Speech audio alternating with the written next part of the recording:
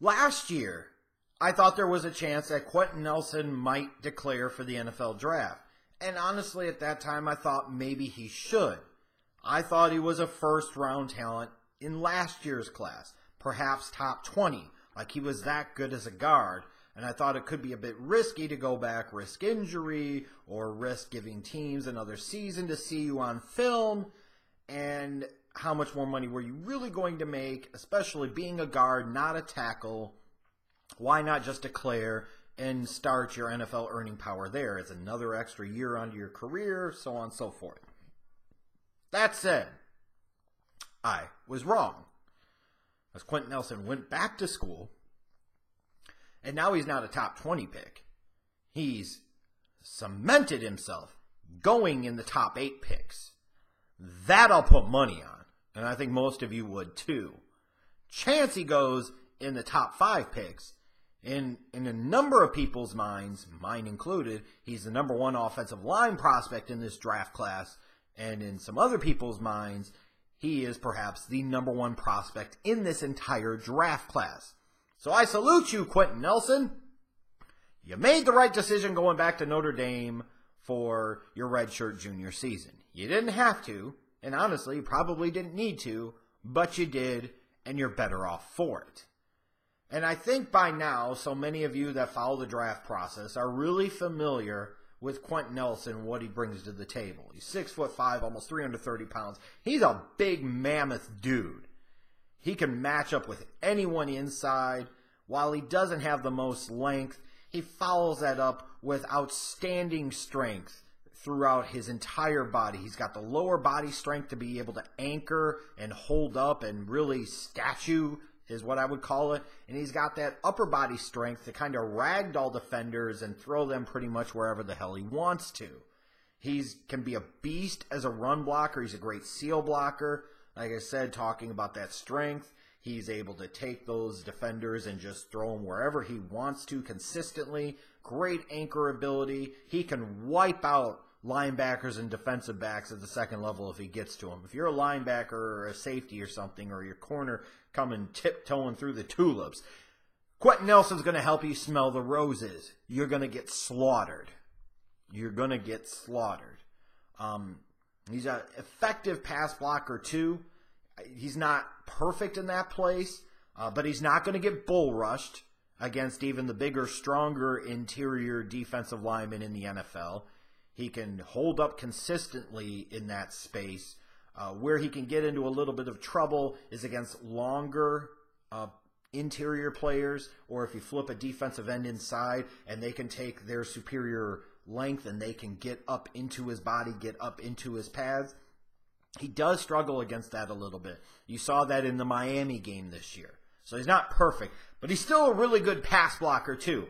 It's just the guy has to have a weakness somewhere, right? It's pass blocking as opposed to run blocking. Really good feel, awareness, and instincts for the position that you see show pretty consistently on film over the past couple of years. A lot of people will point to cherry-picking the Georgia game, where he comes from way out of the picture to fucking annihilate the blitzer. Like, that's a special thing. Special players can make special plays like that. Quenton Nelson made that special play because he is a special player. And you look at him, you see this big, strong dude that's been incredibly durable, has been productive and able to dominate over the past couple of years. You look at him and you say, this dude's going to be a player. Yes, he's a guard, not a tackle, but a stud is a stud. And there is no question that Quenton Nelson is a stud. He is my number 1 rated offensive player in this draft so far and probably remains that way.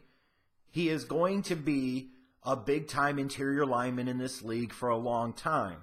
He will not make it past the Chicago Bears at number 8, and frankly, I hope to God that he ends up there at number 8, and I'm not sure that he will, but if he does, the Bears need not think about it. They need not hesitate. You run up to the mother-humping thing, and you hand in that draft card. You already have the thing embossed in pre-made. You're not putting it in pencil. You're not putting it in pen or magic or permanent freaking marker or invisible ink or jizz.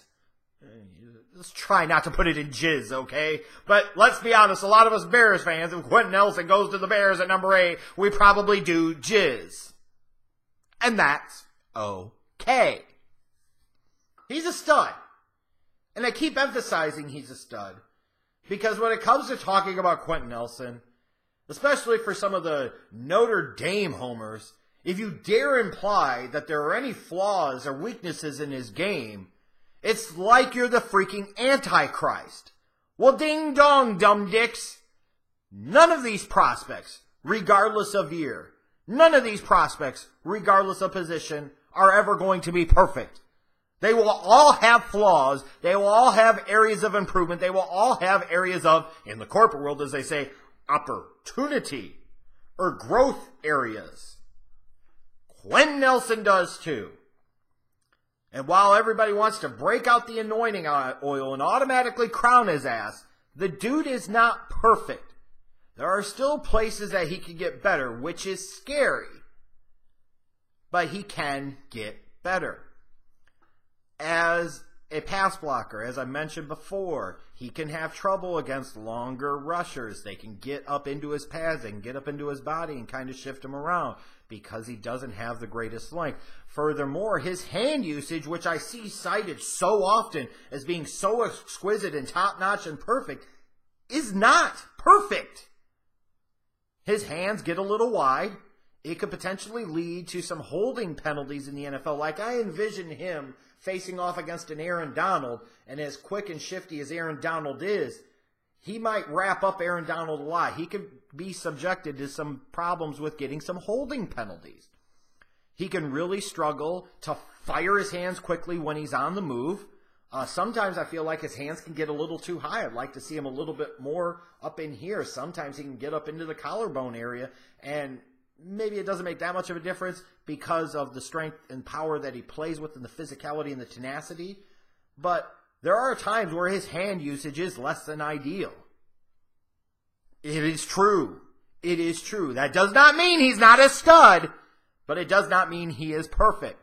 Sometimes his leverage isn't the best. He typically does play with a good pad level, but an area that I really saw some concern with him, and it was perhaps my single biggest concern with him in terms of the way he blocks, is that he can get off balance.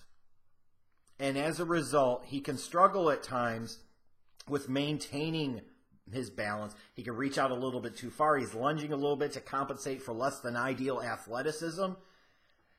And at times he misses blocks. And I did a Twitter thread, I think it was about a month ago, talking about just how many blocks Quenton Nelson missed.